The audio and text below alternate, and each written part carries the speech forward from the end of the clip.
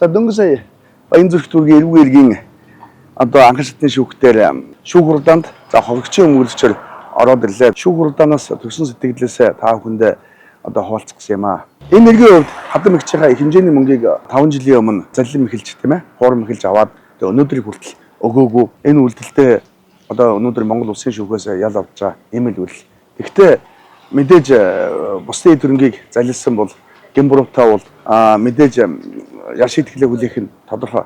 Гэхдээ энд чинь нөгөө хүн чанар хүний хүмүүс. За тэгээд худ ургийн одоо харилцаа, гэр бүлийн одоо харилцаа гэдэг л эрхэм нандин байх хэвээр. Энэ зүйл маань одоо монголчуудын хувьд би алдагдсан болоо даа гэсэн ийм одоо сэтгэл төрж байна. Энэ л үнэхээр одоо харамсалтай байгаа байхгүй юу. Өөрөөр хэлбэл 5 жилийн өмнө байрыг нь залилж аваад өнөөдрийн шүүх хуралдааны хүртэл мөнгөний төлөөгүй 5 жил. Мөнгө төлөхгүй жил гарan болоод харин 4 жилийн өмнө цагдаагийн байгууллагад онл гаргасан. 3 жил гараа мөрдөгдсөн. Шүүхтэр ирсэн. Шүүхтэр 9 сар болсон.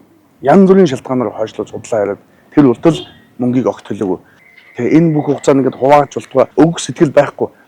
Гагцгүй би буруугүй би ялд ормооргүй байна гэд өөрийгөө өчнөө өмгөөлөгч 4-5 өмгөөлөгч авч өөрийгөө буруугүй гэж нотлохыг оролдлоо. Тэгээ мэдээж энэ нөхөр бусдыг залилсан гэдэг нь бол мөрдөн байцаалтаар тогтоогдсон прокурор түнд нэг одоо ялсан тийм ээ. Шүүхээс бол гэмбуруутай тооцож бол одоо ял өгч байгаа. Энэ бүх хугацаанд өөрөө маш их хэмжээний цаг зав зардал гаргаж бас өмгөөлөгч төлж явахын оронд зүгээр л хатан мэгчтэл ууштараа ихчээ гэл өгч болмоор л.